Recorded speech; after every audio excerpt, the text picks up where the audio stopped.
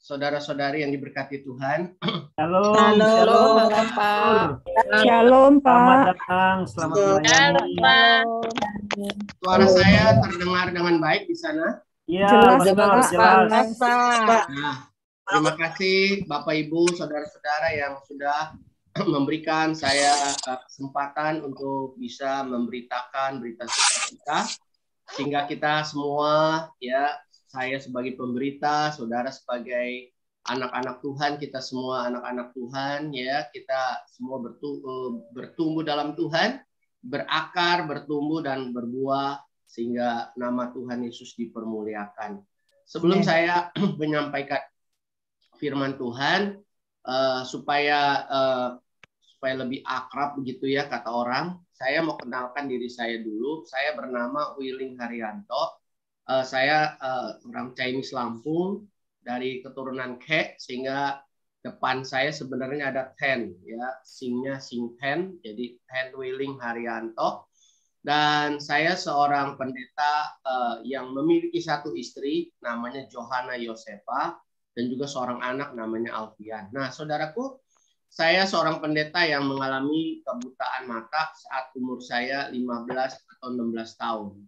Jadi tahun 79 yang lalu. Jadi kira-kira umur saya sekarang ini sudah 59, sudah 60, kira-kira kurang lebih 43 tahun saya jalani hidup sebagai orang buta.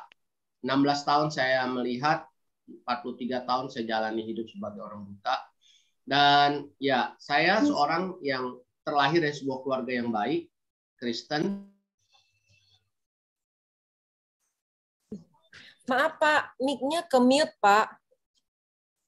Ada yang bisa? Ya, Tiba-tiba ke-mute. Ya, saya terlahir dari keluarga yang Kristen, yang baik. Orang tua saya setia sama Tuhan. Dan saya dari kecil sudah sekolah minggu, umur 11 tahun saya sudah rasa ada panggilan untuk jadi pendeta. Cuma saya bilang sama Tuhan, tunggu sampai SMA. Karena saya mau serius dengan Tuhan, sehingga setelah lulus SMA baru saya masuk sekolah tinggi teologi. Tapi kenyataan pada waktu umur 15-16 tahun saya jatuh, kepala saya, jidat saya, kalau orang Tangerang bilang, itu kening gitu ya, kebentur trotoar, dan benturan trotoar dengan kening saya membuat penglihatan mata saya berkurang. Karena orang tua mau supaya penglihatan mata saya menjadi baik kembali, akhirnya saya dibawa ke dokter. Dokter memutuskan segera operasi, dan akhirnya ya kami ikuti dan kami setuju, saya juga setuju. Dan akhirnya kami jalani operasi. Setelah operasi selesai, perban mata dibuka, mata menjadi buta. Dan ya dari situlah saya mulai, sebenarnya sudah nggak mau jadi pendeta lagi, saudara ya. Saya bilang, Tuhan, saya mau jadi guru saja. Tapi Tuhan bilang, enggak, aku mau pakai kamu melayani aku dengan tentunya kapasitas yang lebih luas. Nah, saudaraku, setelah mata buta, saya akhirnya bertemu dengan seorang teman koko saya. Nah, teman koko saya ini sarankan untuk saya periksa mata lagi ke dokter di Bandung. Nah, dokter ini memutuskan dua hal, bawa ke luar negeri atau dioperasi, bawa ke luar negeri atau disekolahkan. Nah, akhirnya saya orang tua memilih untuk disekolahkan, karena waktu itu kami tidak punya uang banyak untuk bawa ke luar negeri. Nah, akhirnya saya bisa sekolah di sekolah tunanetra di Jakarta, di daerah dulu di daerah Fatmawati, kemudian pindah ke daerah Lebak Bulus, Jalan Pertanian. Dan saya lulus di sana tahun 82. Selesai 8 SMP itu, semua teman-teman saya orang buta. Nah, karena itu sekolah orang buta, saudara ya. Jadi saya lulus 82, kemudian saya masuk sekolah pendidikan guru. Saya masuk sekolah pendidikan guru namanya Budaya. Itu di jalan di daerah Kayu Manis, daerah Matraman, Berlan, saudara, samping Marsudiri ini. Nah, saya bergabung dengan semua teman-teman yang nggak buta. Saya sendiri yang buta. Jadi saya sekolah di sekolah umum, istilahnya yang biasa kami pakai yaitu integrasi. Jadi saya bergabung dengan orang-orang yang nggak buta. Nah, puji Tuhan, saya bisa berhasil Dan setelah selesai sekolah pendidikan guru di tahun 85, Tuhan kembali panggil saya dengan jalannya Tuhan, dengan caranya Tuhan. Ya, saya coba lari dari panggilan, Tuhan tetap kejar dan akhirnya saya tertangkap. Dan akhirnya saya bisa sekolah teologi 85-88 dengan gelar diploma teologi. Saya ada di Salatiga. Ya, semua teman-teman saya melek, menormal. Saya sendiri yang buta. Saya ada di sekolah teologi Berea di Salatiga di belakang Roncali kalau Bapak Ibu dari Salatiga. Selesai itu saya mulai pelayanan, saya membuka pelayanan tunanetra di Jakarta. Saya membantu pelayanan rumah sakit Pustasi Tanah Tangerang dan di gereja yang di mana saya beribadah meminta saya untuk membantu pelayanan di Tunawisma. Jadi di gereja waktu itu di CWS Gedung Kenanga Charismatic Worship Service di Jalan Senen Raya 46. Saya sebagai pembina dari Tunawisma di sana, kurang lebih 16 tahun lah saya melayani Tunawisma. 97 saya sekolah lagi, ambil S1 di Satya Bakti Malang, Sekolah Tinggi Teologi Satya Bakti Malang di Karanglo, samping pabrik Bentul, saudara ya. Kalau saudara orang Malang pasti tahu lah sebelum Arjosari. Kemudian ya kembali saya melayani dan tahun 98 saya menikah dengan Hana.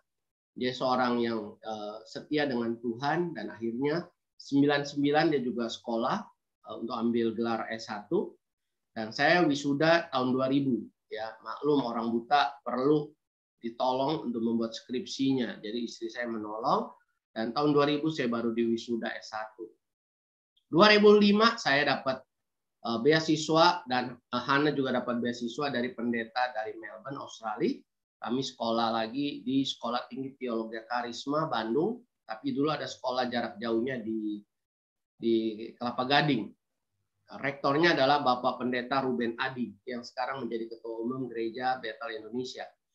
Nah, kami berdua disekolahkan dan kami wisuda 2008, 10 September 2008 kami dapat gelar Master Teologia. Dan kami terus melayani Tuhan sampai hari ini. Nah, saya cerita ini semua, saudaraku, bukan membanggakan siapa saya dan ya bagaimana kehidupan saya begitu ya. Tapi saya mau tunjukkan bahwa Tuhan itu tidak pernah gagal. Sekalipun kita merasa Amin. Ya, Amin. dengan mata buta ya kegagalan. Memang saudaraku, keluarga dari papa, keluarga mama bilang saya gagal. Mau dagang apa? Karena keturunan keluarga papa mama saya kan pedagang. Papa saya orang Santung, tukang kain, saudara ya, pedagang. Saya sudah disiapkan untuk meneruskan dagangan kain, saudara ya. Tapi kenyataan mata buta, ya gagal. Bisa apa? Gitu. Tapi di tangan Tuhan saya nggak gagal. Amin. Terus orang tua mau sekolahkan saya di sampai S1, tapi Tuhan menyekolahkan saya sampai S2. Jadi saudaraku lihat bagaimana tangan Tuhan itu luar biasa. Dalam keadaan mata buta, orang tua berpikir gimana dia mau sekolah. Gagal S1 sarjananya. Tapi di tangan Tuhan, sekalipun mata buta, justru melampaui target orang tua. Saya mendapatkan gelar. Amin. Jadi saudaraku, kita tidak rugi ikut Tuhan. Ya, kita tidak rugi ikut Tuhan sekalipun alami goncangan, alami segala sesuatu yang berat, yang pandangan dunia kita ini gagal, tapi Tuhan tidak pernah gagal. Tangan Tuhan itu tetap menyertai. Amin. Amin. Ya, jadi saya dan istri saya kami semua pelayanan di Gereja Bethel Indonesia Family Blessing di Tanah Merah di daerah Pelumpang di belakang dari Pertamina di dekat-dekat Kelapa Gading. Saya dan Hana kami dari muda kami keliling Indonesia, saudara. Dari kami selalu setahun itu bisa berkali-kali kami ke desa, ke kota. Saya senang ke desa-desa, ke kota-kota ya. Ada banyak juga yayasan dan lembaga penginjilan yang membawa kami. Kami KKR, kami seminar di daerah-daerah dan ada juga youth camp ya. Kami garap itu youth camp dan Tuhan itu baik, Tuhan itu baik. Jadi ya selama 30 tahun lebih saya bisa keliling Indonesia dari Pulau Nias sampai Papua. Jadi Tuhan itu luar biasa, Tuhan itu baik. Nah, saya dan istri kami berdua hamba Tuhan, pendeta, kami tidak jadi gembala, tapi kami adalah board leader. Kami termasuk staf gembala yang menolong kalau ada rapat-rapat kami bisa membantu dalam pemikiran-pemikiran pengembangan gereja. Baik, itu saja perkenalan saya. Nah, hari ini Tuhan mau berbicara kepada kita bahwa Tuhan sebenarnya mau membuat hidup kita berhasil. Dan saya percaya kita semua mau berhasil. Dan kata berhasil ini tentunya jangan saudara berpikir bahwa kalau orang kaya itu berhasil. Tentu kita bilang orang kaya itu berhasil, ya. Orang yang bisnisnya maju itu berhasil, ya. Tapi tahu nggak saudaraku, kalau saudara sehat juga saudara adalah orang yang berhasil. Saudara bisa hidup rukun dengan suami, istri, anak-anak itu juga berhasil, ya. Saudara bisa menyekolahkan anak jadi sarjana, itu juga berhasil. Jadi saudaraku, keberhasilan ini bisa kita sebut sebagai satu keadaan yang konteksnya tidak hanya itu bicara keberhasilan dalam segi harta dan keuangan, saudara ya. Itu tentunya sangat luas, saudara, sangat luas sekali ya. Nah, jadi Tuhan mau hidup kita berhasil. Nah, saya mau mengajak saudara untuk melihat tentang Abraham yang Tuhan buat hidupnya berhasil, saudara ya. Saya mau ajak saudara melihat dulu di dalam Kejadian pasal yang ke-13 ayat yang ke-6. Nanti saya baru membawa saudara melihatnya dari ayat 1 sampai ayat yang ke-9 dari Kejadian 12 ya. Kita lihat dulu hasilnya saudara ya, apa yang terjadi dan dialami oleh Abraham pada waktu itu. Saya memakai Alkitab huruf Braille saudaraku, dan memang tidak banyak. Jadi saya harus menulisnya dengan tangan saya sendiri. Ayat-ayat yang saya perlukan itu saya khotbahkan, saudara ya. Saya pakai kertas yang bekas-bekas, ya. Ada beberapa teman dia punya percetakan. Kalau ada kertas yang tebalnya 150 mili, dia suka bagi saya kalau itu kertas tidak terpakai lagi oleh dia. Baik. Kejadian 13 ayat 6 memberitahu sesuatu yang sangat luar biasa, saudara. Nah, saya akan bacakan di situ ayat yang ke-6. Firman Tuhan bunyi demikian. Tetapi negeri itu tidak cukup luas bagi mereka. Siapa ini mereka? Mereka ini adalah Abraham dan Lot. Nanti kisahnya kita akan lihat di dalam Kejadian 12 ya. Bagi mereka yaitu Abraham dan Lot untuk diam bersama-sama.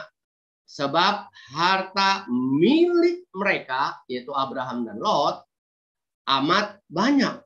Sehingga mereka tidak dapat diam bersama-sama. Saudara lihat, ada suatu keberhasilan. Ya, keberhasilan yang kita baca di sini tentang harta, tentang kekayaan. Tentu waktu itu bukan hanya bicara tentang berapa banyak mobil yang dia punya, berapa banyak dan berapa besar bisnis yang dia punya. Agak tutup, Pak. Maaf, Pak. Iya. Tunggu. Iya, udah. Kok bisa komit terus ya? Oke. Sudah, Pak. Oke. Saya kesenggol itu. Enggak senggol. Iya. Ya, jadi ya kalau nanti komit lagi tolong kasih tahu lagi saudara ya. Ya. Jadi saudaraku, harta yang ditunjukkan di dalam pernyataan tadi, firman Tuhan tadi, dikatakan bahwa tentunya bukan bicara bisnis yang berkembang, mobil yang banyak, dan sebagainya. Tetapi saudaraku, ini bicara tentang bertambahnya harta mereka dalam bentuk ternak, saudara ya. Ternak. Nah, jadi saudaraku, mereka menjadi begitu luar biasa, saudara. Negeri itu tidak cukup untuk menampung kekayaan mereka. Jadi begitu luar biasa. Nah, apa sih yang membuat mereka tuh bisa alami seperti itu? Nah, kita akan lihat di dalam Kejadian pasal 12. Saya akan baca mulai ayat 1. Ya. Mulai saya baca ayat 1, Kejadian 12. Firman Allah bunyi demikian. Berfirmanlah Tuhan kepada Abraham. Pergilah dari negerimu dan dari sanak saudaramu. Dan dari rumah bapakmu ini ke negeri yang akan, nah diperhatikan di sini, yang akan kutunjukkan kepadamu. Jadi kuncinya adalah ke negeri yang Tuhan tunjukkan kepada Abraham, saudara ya. Nah ini penting sekali, saudaraku. Untuk kita bisa berhasil, maka kita harus ada dalam jalan-jalan hidup yang ditunjukkan oleh Tuhan. Dan ayat yang keempat dari Kejadian 12 tadi, di sana dikatakan, lalu pergilah Abram seperti yang diperintahkan Tuhan kepadanya. Jadi saudaraku, kunci yang pertama untuk kita bisa berhasil adalah kita harus hidup dalam petunjuk Tuhan, kita harus hidup dalam rancangan Tuhan. Selama kita hidup dalam petunjuk Tuhan, selama kita hidup dalam rancangan Tuhan, maka kita akan melihat bagaimana tangan-tangan Tuhan membuat hidup kita berhasil. Yeremia 29 ayat 11 mengatakan bahwa Tuhan punya rancangan, yaitu damai sejahtera, bukan kecelakaan. Untuk memberi kepada kita semua orang percaya, ya, masa hari depan yang penuh harapan. Untuk memberikan kepada kita masa depan, saudaraku. Jadi saudaraku, di dalam kita menjalani hidup, kita harus ada dalam petunjuk Tuhan. Ada dalam rancangan Tuhan, saudaraku. Nah, ketika kita ada di dalam petunjuk dan rancangan Tuhan, percayalah bahwa kita pasti berhasil. Ya tentunya ketika kita menempuh perjalanan bersama Tuhan, tentunya ya nggak selalu mulus-mulus, saudara ya. Ada saja cobaan, ada saja godaan dan sebagainya. Tapi selama kita berkomitmen untuk terus ada dalam petunjuk Tuhan, untuk terus ada dalam rancangan Tuhan, maka kita akan melihat keberhasilan itu. Anak cucu kita tidak akan minta-minta roti. Kalau saya kutip dari apa kata Daud. Daud berkata, dahulu aku muda, sekarang aku telah menjadi tua, tidak pernah kulihat orang benar ditinggalkan, atau anak cucu orang benar itu meminta-minta roti, saudara. Jadi kita harus pastikan hidup kita dalam rancangan Tuhan.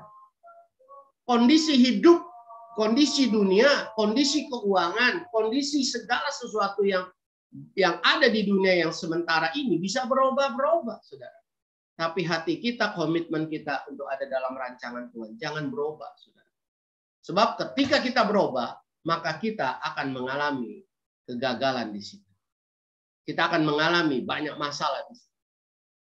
Abram, dia selalu hidup dalam petunjuk Tuhan. Dia selalu hidup dalam rancangan Tuhan. Dari mana kita bisa dapatkan petunjuk Tuhan? Alkitab. Bagi saya Alkitab adalah guidance book, saudara ya. Karena apa?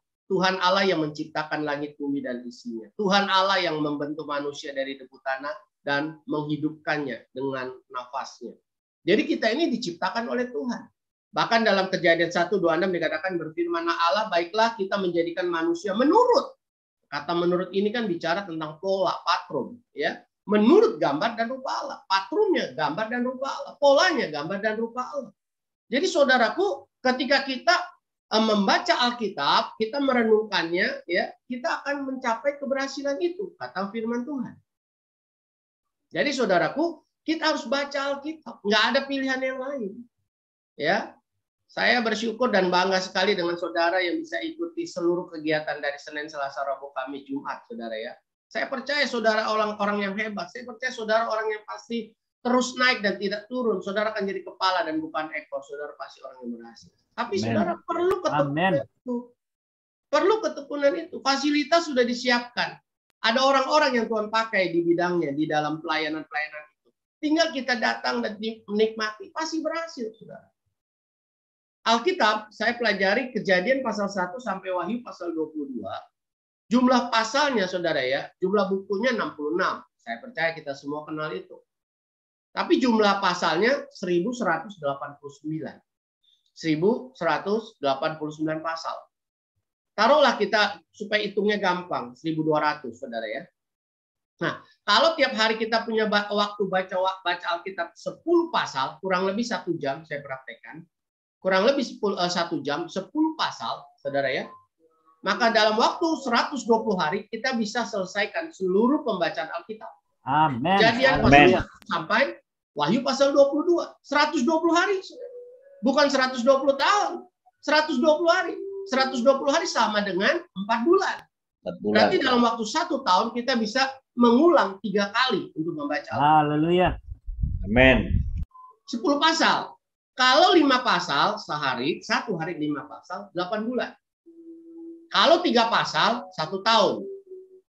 3 pasal, saya praktekkan, saudara ya.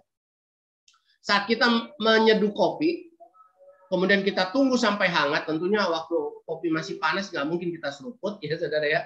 Tunggu hangat gitu. Nah, dari panas ke hangat itu 3 pasal selesai. Nah, kenapa 3 pasal tidak selesai? Karena selama kita minum kopi, yang kita baca WA bukan Alkitab. Nah, itu yang membuat kita gagal, saudara ya. Diri kita sendiri yang membuat gagal. Nah, nunggu kopi hangat, nunggu kopi dingin, baca Alkitab. Itu waktu yang tepat. Amin. Kalau saya nggak punya waktu, nah kita nggak punya waktu, nah kita akan gagal, saudara. Nah, besok jangan baca WA lo, saudara ya. Ngopi dulu, panas-panas. Nah, kopi panas sampai hangat. Haleluya. 3 pasal. Jadi setelah membaca firman, dapat rancangan Tuhan, dapat petunjuk Tuhan, minum kopi. Waduh, segar. Tambah maknyus ya. Mantap, ya kan? Jadi kita hidup dalam rancangan Tuhan. Amin, amin. Maka kita hidup pasti berhasil. Saya dalam keadaan mata buta, saudara. Saya tetap pastikan diri saya, ya tentunya dapat support dari keluarga, orang tua saya, untuk saya terus ada dalam rancangan Tuhan. Mama saya pesan begini, Welling, tetaplah kau setia dengan Tuhan, sekalipun matamu tidak disembuhkan oleh Tuhan selama kau di dunia. Amin. Sebab jika selama di dunia justru kau tinggalkan Tuhan, kau akan mati masuk neraka dan dalam keadaan mata buta. Tapi kalau kau tetap setia dengan salib Yesus, sekalipun matamu tidak melihat sepanjang perjalanan hidupmu sampai kau meninggalkan dunia ini, engkau tiba di sorga, matamu sudah melihat. Bahkan Alkitab katakan seluruh mata akan memandang awan-awan. Saya percaya kalau saya masih hidup waktu itu, mata saya sudah melihat, saudara ya. Nah, jadi ada komitmen yang ditanam oleh keluarga saya untuk saya tetap dalam rancangan Tuhan. Dan kenyataan, saudara. Saya bilang sama Tuhan, saya bilang sama orang tua, saya bilang sama diri saya sendiri. Saya mau tetap ada dalam rancangan Tuhan. Sekalipun mata saya buta. Sekalipun mata saya buta. Haleluya. Dan Tuhan bawa saya naik dan tidak turun. Dan saya bisa sekolah sampai hari ini. Saya bisa dapat gelar master. Jadi saudaraku lihat. Kita nggak akan gagal selama kita ada dalam perjalanan bersama Tuhan. Sekalipun lembah kekelaman kita lewati. Tetap. Selama ada dalam rancangan dan petunjuk Tuhan. Kita nggak tersesat di lembah kekelaman. Dan kita akan naik gunung kemenangan dan kemuliaan. Tetap dalam rancangan. Ini yang pertama. Yang kedua, saudaraku. Di ayat yang ke-7, kalau saudara perhatikan di situ. Ayat yang ke-7 dari Kejadian pasal 2. Ya. Kejadian pasal 12, maaf saya. Kejadian pasal 12 ayat yang ke-7. Firman Tuhan bunyi demikian. Ketika itu Tuhan menampakkan diri kepada Abram. Ya. Tuhan menampakkan diri kepada Abram dan berfirman, Aku akan memberikan negeri ini kepada keturunanmu, maka didirikannya di situ mezbah bagi Tuhan yang telah menampakkan diri kepadanya. Saudaraku, yang kedua, kita harus punya waktu di hadirat Tuhan. Ini penting, saudara. Waktu ya ada di hadirat Tuhan. Waktu bersekutu dengan Tuhan. Sesibuk apapun kita harus punya waktu untuk ada duduk diam di kaki Tuhan, untuk kita ada di hadirat Tuhan. Rupa-rupanya saudaraku, Abram setelah dia tinggalkan negerinya Haran, menuju negeri yang akan ditunjukkan Tuhan, ya. Negeri yang akan ditunjukkan Tuhan itu sepertinya dia dalam keadaan bingung, saudara ya. Sepertinya dia dalam keadaan yang mungkin bertanya-tanya di dalam hatinya. Apakah benar keputusan yang dia ambil? Saudara, Abram ini seorang pengusaha, seorang bisnismen yang kaya raya dan usahanya sangat berkembang di Haran. Haran adalah sebuah kota perdagangan yang disebut kota segitiga emas, saudara. Abram ini memiliki harta, memiliki hamba-hamba atau budak-budak yang banyak, saudara. Dan tentunya meninggalkan tempat itu bukanlah satu keputusan yang mudah, saudara ya. Biasa ya, kalau saya dapat gambarkan dengan konteks hari ini, sudah biasa tinggal di spring bed yang harganya 10 juta, tapi harus tidur di tenda, di kemah, saudaraku ya. Tentu tulangnya penuh dengan pegel-pegel, saudara ya. Saya ingat waktu itu saya masih ikut pramuka, tidurnya itu di kemah, di tenda begitu. Waduh, 3 hari ya, pernah ikut persami ya, perkemahan Sabtu Minggu. Saudaraku pulang, tulangnya pada sakit semua. Karena apa? Tidurnya di atas rumput yang dialas dengan terpal atau tikar, saudara ya. Nah, mungkin saja si siapa nih, Abraham juga mengalami itu. Biasanya dia mau makan nasi padang dengan mudah dia beli, tapi di padang gurun kan nggak ada nasi padang, nggak ada warung-warung yang dibuka, nggak ada warung roti, warung nasi, warung bakmi, nggak ada. Ya, nggak ada, saudara. Jadi suasananya, aduh, ya tentunya kurang enak, saudara ya. Air juga susah. Saya pernah beberapa kali diundang ke Australia, saudara ya, pelayanan di Sydney, di Melbourne, saudara ya. Saudaraku, beda dengan di Indonesia. Kita jalan-jalan sedikit, lapar, ada tukang gorengan pisang. Di sana nggak ada. Sampai saya pikir-pikir, nggak enak juga tinggal sini ya. Amin, amin. Iya, nggak ada tukang gorengan pisang, gorengan singkong di pinggir jalan, saudara ya. Nggak ada warung warteg gitu. Kalau lapar nggak ada, saudara. Aduh, repot ini. Ya, mesti bawa makanan dari rumah atau kita tunggu tiba di satu tempat atau supermarket atau mall baru kita bisa cari makan di situ, saudara ya. Aduh, saudaraku, kayaknya Indonesia lebih enak, saudara ya. Indonesia lebih enak, saudara. Saya pernah pertama kali tahun 2003 saya ke Malaysia pelayanan. Kalau di Indonesia kan mau berhentiin taksi, berhentiin angkot kan keluar dari gang rumah kita udah kita angkat tangan gua angkot atau taksi berhenti, saudara ya. Di sana istri saya Hana dia coba berhentiin taksi, saudara, nggak mau berhenti, saudara. Dia tunjuk depan sana katanya halte sono. Jadi kita mesti jalan lagi 300 meter sampai di halte, saudara, baru naik taksi. Ya ilah, dalam hati saya kan enakan langsung berhenti, langsung kita naik. Ngapain jalan lagi 300 meter? Jadi waktu saya ke Mall Mid Valley, saudara ya, di Malaysia, ya ada waktu saya main ke sana. Saudaraku, kalau ditanya, Welling dari tempatmu ke Mid Valley, transportnya apa? 300 meter jalan kaki, tambah taksi, saudara ya. Nggak murni taksi. Kalau Indonesia kan langsung naik taksi, saudara, dari depan rumah. Nah, saudaraku, saya rasa Abraham juga dalam keadaan bingung, dalam keadaan ragu-ragu, apakah ini keputusan yang benar, atau kedagingan, atau hanya ya itu suara Tuhan, apa suara saya, hati saya, hati nurani saya, ya kan, saudara. Nah, dalam keadaan begitu, saudara, Tuhan menampakkan diri. Nah, ini yang saya katakan, kita harus ada di hadirat Tuhan. Kita kan seringkali hadapi hidup ini dengan kekhawatiran. Khawatir salah enggak? Enggak.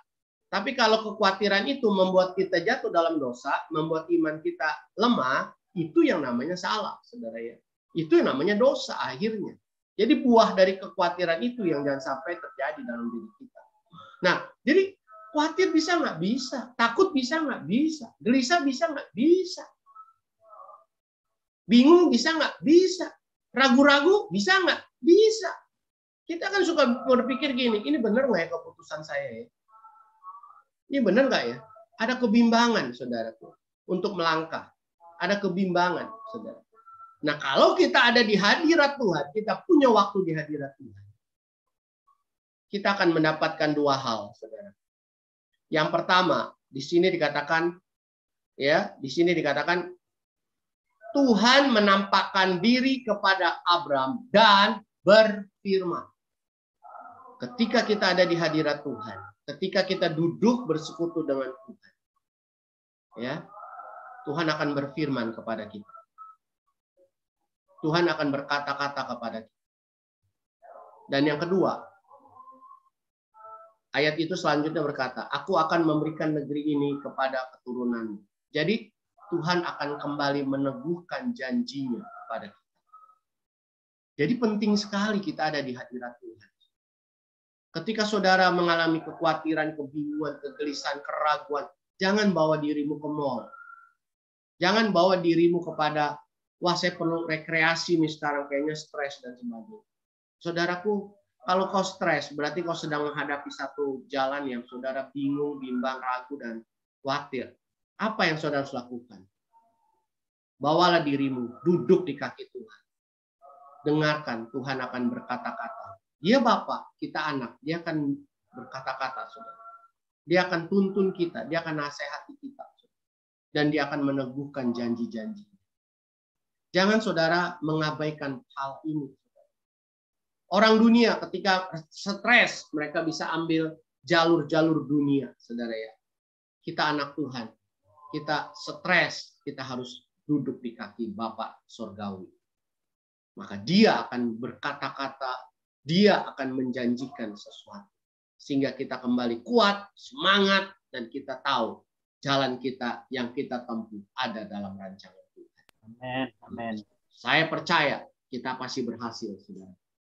Ini yang Abraham lakukan. Nah, pertanyaannya, ketika saudara takut, khawatir, gelisah, saudara, apa yang saudara lakukan? Ketika saudara stres, apa yang saudara lakukan? Lihat Abraham, saudara, hidupnya berhasil. Dia duduk di kaki Tuhan. Dia mendengarkan suara Tuhan. Dan Tuhan berfirman, Tuhan menjanjikan sesuatu yang pernah Tuhan janjikan. Meneguhkan kembali janji. Sehingga Abraham kembali kuat, kembali bersemangat. Ya, imannya tidak lemah. Dan dia terus berjalan bersama dengan Tuhan. Sampai tiba di negeri yang Tuhan janjikan. Hari ini saudaraku, saya tahu ada banyak orang stres karena tekanan ekonomi, masalah pekerjaan. Ada berapa banyak anak-anak Tuhan juga mengalami dampak. Karena apa? Karena pekerjaannya, mereka di PHK atau pengurangan tenaga kerja atau dirumahkan. Atau ya pokoknya banyak istilah-istilah begitu. Banyak orang tua yang stres juga karena anaknya sekolah di rumah. Ya, anak-anaknya bosan sekolah di rumah, akhirnya menunjukkan tingkah laku yang aneh-aneh, dan orang tuanya merasa, aduh, jadi beban berat, saudara. Hari-hari ini ada banyak masalah muncul dan timbul. Tapi hari ini Tuhan bilang sama kita, kalau kau khawatir, gelisah, takut, ragu, bimbang, apakah kau berjalan di jalan benar atau salah? Apakah keputusanmu benar atau salah? Ambil waktu, saudara. Duduk di kaki Tuhan. Semakin banyak kesibukan kita, harusnya semakin banyak waktu yang bisa kita pakai untuk duduk di kaki Tuhan. Saya hanya memberikan saran kepada saudara yang biasa saya lakukan. Saya tahu saudara adalah orang yang sibuk. Ya, tentunya tidak banyak waktu untuk bisa berdoa di kaki Tuhan. 1 jam, 2 jam itu waktu yang sangat lama. Ya, karena kesibukan, saudara ya. Seorang bisnismen, seorang pengusaha, seorang karyawan, dan sebagainya. Saya memiliki sebuah prinsip begini. Seperti yang dilakukan oleh Nuh, yang dikatakan oleh firman Allah bahwa Nuh itu bergaul dengan Allah. Henok bergaul dengan Allah. Jadi saudaraku, bagi saya doa adalah alat komunikasi saya dengan Bapa di sorga. Doa namanya. Ya, seperti handphone kalau kita bilang hari ini. Tapi berapa banyak kali saya berdoa, itu merupakan praktek di mana saya memakai handphone itu atau memakai alat komunikasi. Dan saya sebut prinsip itu adalah bergaul. Jadi bangun pagi saya bisa bergaul dengan Allah. Ya tentunya namanya bergaul itu ngobrol, saudara ya. Saya kalau pelayanan bersama Hana, ya kalau Minggu Hana tidak ada, kalau Hana tidak ada pelayanan hari Minggu, dia suka menemani saya pelayanan. Kalau Hana ada pelayanan, saya tidak bersama dengan dia karena saya pergi pelayanan dengan teman. Nah, kalau Hana bersama dengan saya, sepanjang perjalanan di mobil, kami tidak berdiam diri. Ngobrol, saudara. Bangun pagi juga kami terkadang jam 3, Hana sudah bangun, kami ngobrol. Sudah tanpa terasa udah jam 5, jam 6. Saudaraku, sampai Hana bilang, kita ini kalau ngobrol nggak habis-habis ya. Saudara, saya dengan Hana, saya bergaul. Saya dengan anak saya bergaul. Setiap malam, jam 9, jam setengah 10. Anak saya selalu minta daddy time, waktu bergaul. Saya ngobrol sama dia bisa 1 jam. Itu juga sampai ngantuk-ngantuk, masih pengen ngobrol. Nah itu namanya bergaul. Anak senang bergaul dengan bapak. Suami senang bergaul dengan istrinya. Ya, ngobrol. Nah, saya praktikkan prinsip ngobrol ini seperti saya sebagai anak dan saya gambarkan Allah sebagai bapak saya. Jadi saudaraku, Kenapa saya bisa berdoa lebih dari 2 jam? Karena saya pakai waktu ngobrol. Saya di atas cross training, saya suka olahraga cross training namanya. Saudaraku, saya 1 jam di situ. Saya berdoa. Setiap kali saya dengar berita sesuatu, saya langsung Tuhan tolong, Tuhan tolong. Jadi fokus pokok-pokok doa saya langsung instan, saudara. Ada di televisi kah atau di radio, langsung saya doa. Jadi dalam waktu 1 jam itu, saya bukan hanya ada di treadmill, ada di cross training, tapi saya juga ada di hadirat Tuhan. Saudara di mobil, saudara tentu perjalanan membutuhkan waktu 1 jam, 2 jam. Pakailah waktu itu juga untuk ngobrol dengan Tuhan. Saat saudara ada di mobil angkot atau di motor, pakailah sementara di perjalanan itu. Saudara ngobrol dengan Tuhan. Jadi sebenarnya kita bisa banyak waktu untuk ada di hadirat Tuhan. Hari ini, mari. Prinsip bergaul ini, saudara bisa pakai jika saudara rasa itu bisa saudara gunakan. Sehingga saudara punya banyak waktu untuk berdoa, istilah yang biasa kita pakai. Ya, tapi prinsipnya adalah jangan buang waktu. Milikilah waktu untuk duduk di kaki Tuhan. Yang berikutnya saudaraku, mengapa dan bagaimana apa yang dilakukan oleh Abraham dan Lot sehingga mereka berhasil. Yang ketiga, saudara, mereka hidup rukun. Ya, kalau saudara lihat di dalam ayat yang kelima dari Kejadian pasal 12 itu, ya, ayat yang kelima di sana firman Allah bunyi demikian. Abraham membawa Sarai istrinya dan Lot anak saudaranya dan segala harta benda yang didapat mereka dan orang-orang yang diperoleh mereka di Haran. Mereka berangkat ke tanah Kanaan lalu sampai di situ. Saudaraku, Abraham membawa keponakannya namanya si Lot. Dan kalau tadi saya kembalikan kepada ayat dalam Kejadian 13 ayat 6, ya. Jadi kekayaan Abraham dan Lot begitu bertambah banyak sampai negeri yang mereka diami pada waktu itu nggak cukup menampung kekayaan mereka. Tapi saudara perhatikan selanjutnya. Ada pertengkaran, kalau saudara baca di dalam Kejadian 13 ayat 7, ada pertengkaran ya antara gembala Lot dan gembala Abraham.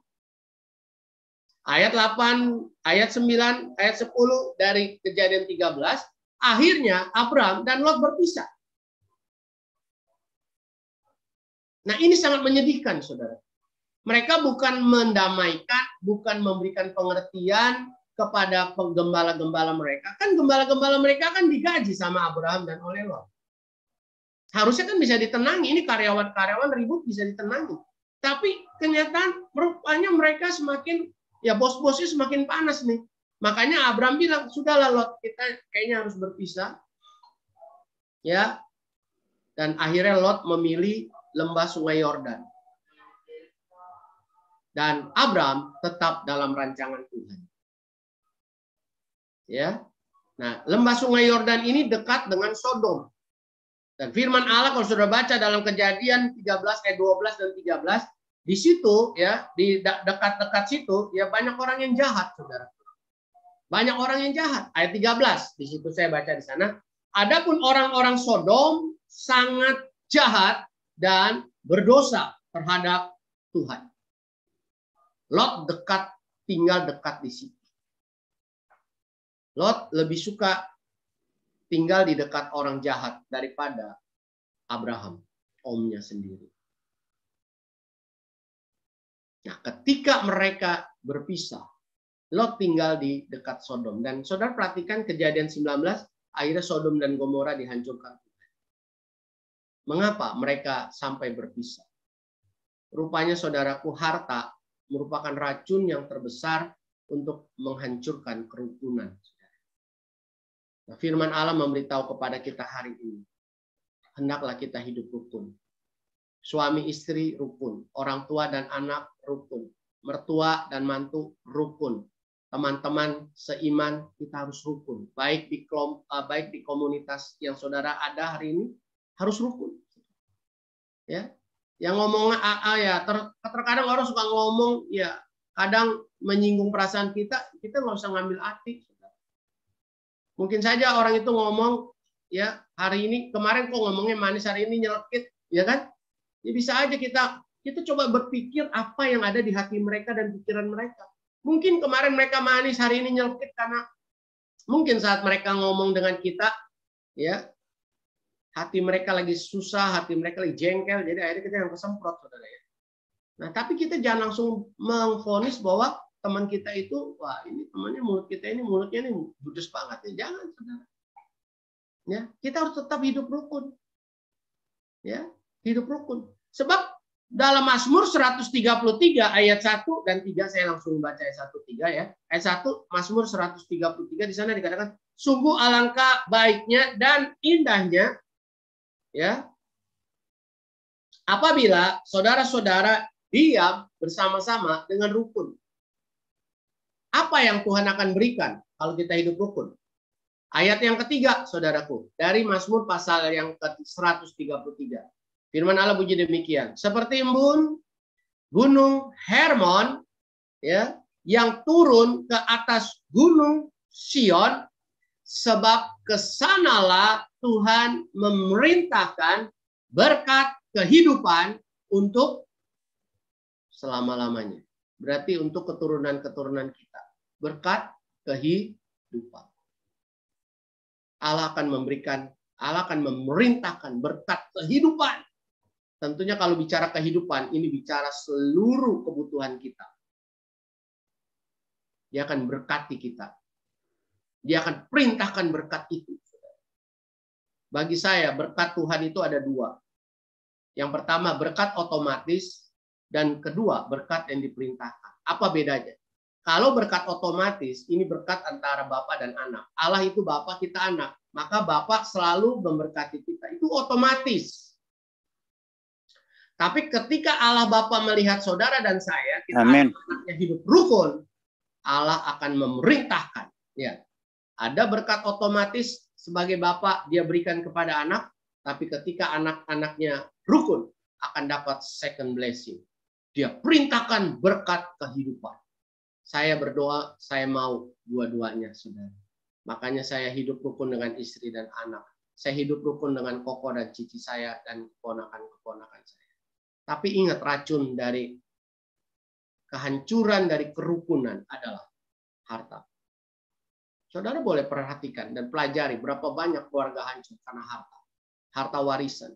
Berapa banyak saudara kandung berantem sampai masuk ke pengadilan karena harta. Hari ini, anak Tuhan yang mau diberkati, kita harus hidup rukun. Ya. Yang terakhir, saudaraku. Apa yang bisa kita pelajari dari Abraham sehingga Abraham dan Lot diberkati? Yang pertama, saudaraku, hiduplah dalam rancangan Tuhan. Hiduplah dalam petunjuk Tuhan. Yang kedua, hiduplah dalam hadirat Tuhan. Ya. Saya sarankan tadi, jadikanlah hubungan kita dengan Allah itu seperti kita bergaul. Ya. Seperti kita bergaul dengan istri, dengan anak, dengan teman, saudara ya. Apalagi setelah corona ini lewat, kita suka ke warung kopi, saudara ya, ngobrol 1 jam, 2 jam, ya kan? Nah, itu bergaul, saudara. Milikilah juga waktu bergaul dengan Tuhan. Di mana saja, di mobil saat saudara pergi kerja, di motor, di pesawat, di kereta, di mana saja, saudara ya, bisa bergaul. Yang kedua, yang ketiga, hidup rukun. Yang terakhir, saudaraku, kita harus punya prioritas. Kalau saudara baca di dalam ayat yang ke-8, Kembali kejadian pasal 12 ayat 8. Ini menarik sekali, saudara. Ya, Kejadian pasal 12 ayat 8. Firman Tuhan bunyi demikian. Kemudian ia pindah dari situ ke pegunungan di sebelah timur Betel. Apa yang dilakukan di sana? Ia memasang kemahnya. Saudara bisa garis bawahi, ia memasang kemahnya. Kata ia memasang kemahnya. Kemudian dengan Betel di sebelah barat dan Ai di sebelah timur. Lalu ia, nah perhatikan lagi di sini, bisa digaris bawahi kata, ia mendirikan di situ mezbah bagi Tuhan. Ada kata memasang, ada kata mendirikan. Ini beda, saudara ya. Kata memasang itu bersifat sementara, kalau mendirikan itu bersifat permanen. Kenapa dia memasang? Dia tahu itu kemah. Suatu saat dia akan berangkat lagi dari tempat itu, maka kemahnya akan dilipat lagi, ya, dilipat lagi, dibersihkan lagi, dan dibawa. Tapi kalau mesbah, Abram akan tinggalkan di tempat. Mesbah sifatnya sementara. Karena suatu hari dia akan tinggalkan tempat. Tapi mesbah sifatnya permanen. Kemah sifatnya sementara. Mesbah sifatnya permanen. Nah, saya melihat di sini, saudaraku, Abram punya prioritas yang hebat. Dia tahu untuk dirinya sementara. Karena dia juga tahu hidupnya hanya sementara. Dia hanya memasang. Tapi untuk Tuhan, dia buat permanen. Pertanyaan sekarang, saudara. Untuk dirimu, apakah kau permanen atau sementara? Untuk Tuhan, apakah engkau permanen atau sementara? Kalau Abraham kita lihat, untuk Tuhan dia berikan yang terbaik. Yang permanen. Yang untuk selama-lamanya. Tapi untuk Abraham, Sarai, dan semuanya, dia hanya pakai kata memasang. Dan memang betul, saudara. Kita di dunia kan hanya sementara. Pemazmur katakan 70, kalau kuat 80. Kebanggaannya kesukaran. Sementara, saudara. Kalau saya pakai surat Petrus katakan, kita ini seperti rumput, pagi segar, sore lain. Sementara, saudara. Ya. Kalau saya kutip dalam kitab Yakobus 4, kita ini seperti uap. Yang sifatnya sementara. Tapi Tuhan kekal. Pertanyaannya sekarang, prioritas saudara di mana? Tuhankah atau diri kita?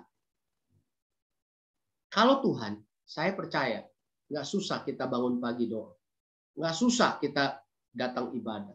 Nggak susah kita baca Alkitab.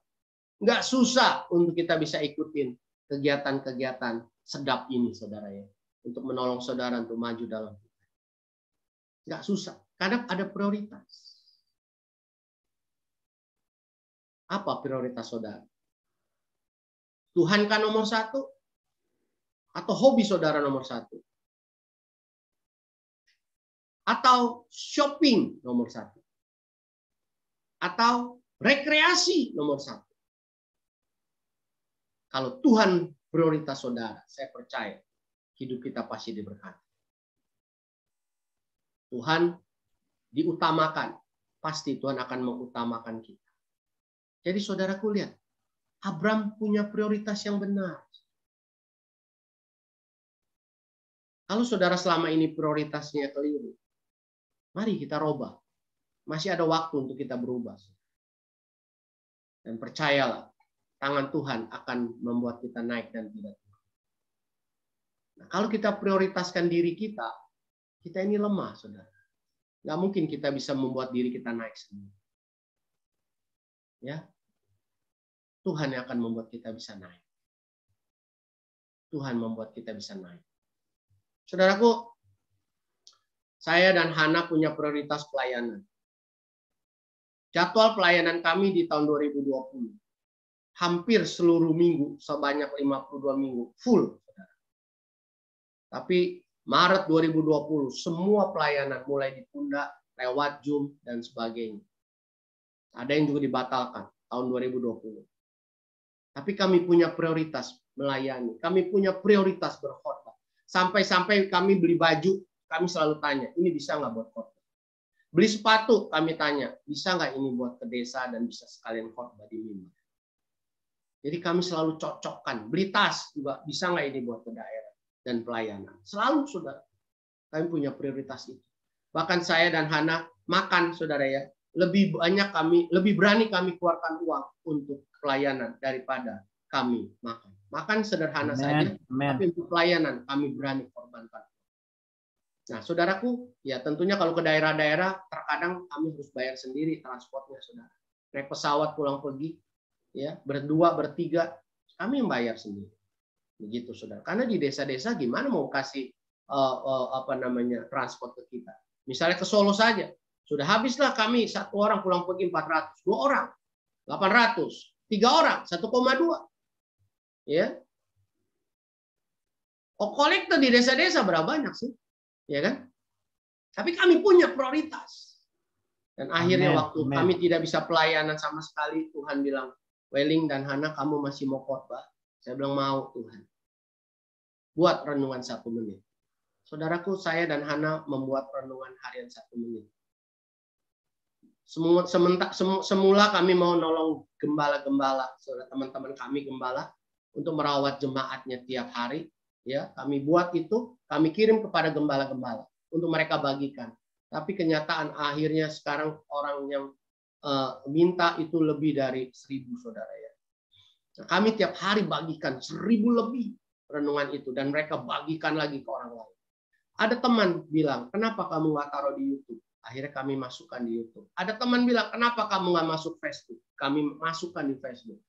Teman lagi bilang, kenapa kamu nggak masukin di Instagram? Kami masukkan ke Instagram. Teman ngajarin lagi, kenapa kamu nggak masukin di podcast? Spotify. Saya masukin di podcast. Terakhir teman bilang, kenapa kamu nggak masukin TikTok? Saya dan Hana kemudian berpikir dan kami belajar, kami masukkan ke TikTok. Saudaraku, selama 2 tahun hidup kami dipelihara Tuhan. Dan kami juga kami tidak pikun. Karena apa? Kami belajar terus. Jadi saudaraku, kalau kita prioritaskan Tuhan, Tuhan akan bawa kita naik. Sampai-sampai satu saat, saudaraku,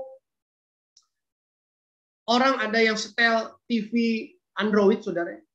Dia bilang begini, tuh, nih renungan kamu nih. Waduh, saya terharu, saudaraku. Dulu saya masih kecil, mau masuk TV itu susah banget, saudara. Tapi sekarang ini di televisi bisa nonton saya, saudara. Bisa nonton istri saya, ya saudaraku. Jadi di seluruh dunia bisa lihat YouTube saya, bisa lihat renungan saya, saudara. Waduh, saya bilang kalau kita prioritaskan Tuhan, Tuhan bawa kita naik. Tangan kita nggak bisa bawa kita naik, saudara. Tangan kita nggak bisa memberkati diri kita. Tangan kita nggak bisa membuat bisnis kita maju. Tangan kita nggak bisa membuat perusahaan kita maju. Tapi kalau kita prioritaskan Tuhan, Tuhan kita tinggikan, maka kita akan semakin naik dan tidak turun. Hari ini, saudara mau berhasil. Yang pertama, hidup dalam rancangan Allah. Kedua, hidup dalam hadirat Allah. Yang ketiga, hiduplah rukun. Dan yang keempat, hidup dengan prioritas Tuhan nomor 1. Pasti saudara berhasil. Karena Tuhan janjikan itu. Mari kita berdoa. Bapa kami dalam sorga, terima kasih hari ini Kau kembali mengatakan sesuatu bagi kami dan meneguhkan janjimu bagi kami. Inilah indahnya saat kami ada di dalam hadirat-Mu. Inilah saat indahnya saat kami beribadah. Inilah indahnya saatnya di mana kami bisa bersekutu dengan Tuhan. Karena Tuhan bisa berkata-kata untuk kami. Bisa memberikan damai sejahtera bagi kami. Bisa memberikan jalan keluar bagi kami. Bisa meneguhkan janji Tuhan bagi kami. Bisa meneguhkan bahwa jalan-jalan kami bersama Tuhan itu tidak salah. Sekalipun ada kegagalan, ada gangguan, ada goncangan. Tapi saat kami ada berjalan dalam rancangan Tuhan, kami pasti berhasil.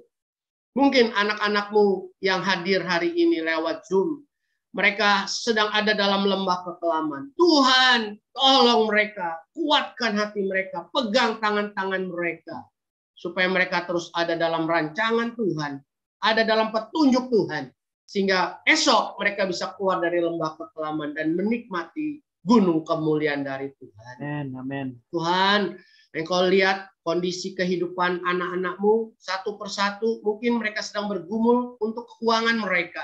Bergumul untuk pekerjaan. Bergumul untuk bisnis yang tergoncang. Bergumul karena sakit penyakit. Bergumul karena mereka khawatir bagaimana masa depan mereka dan anak-anak mereka. Ada juga di antara mereka yang mungkin tidak bisa tidur. Hamba berdoa dalam nama Tuhan Yesus. Kau mencintai dan mengasihi anak-anak-Mu ya Tuhan. Turunkanlah tangan-Mu dan jamahlah mereka. Lakukan mujizat untuk mereka ya Tuhan. Karena mereka hanya berharap dan mengandalkan Tuhan. Dan janji-Mu mengatakan, mereka akan terima berkat dari Tuhan. Karena mereka mengandal dan berharap pada Tuhan. Kau turunkan berkat-Mu untuk mereka sesuai dengan kemauan mereka dan pergumulan mereka ya Tuhan. Terima kasih Allah. Di dalam nama Tuhan Yesus kami bersyukur, kami berdoa. Amin.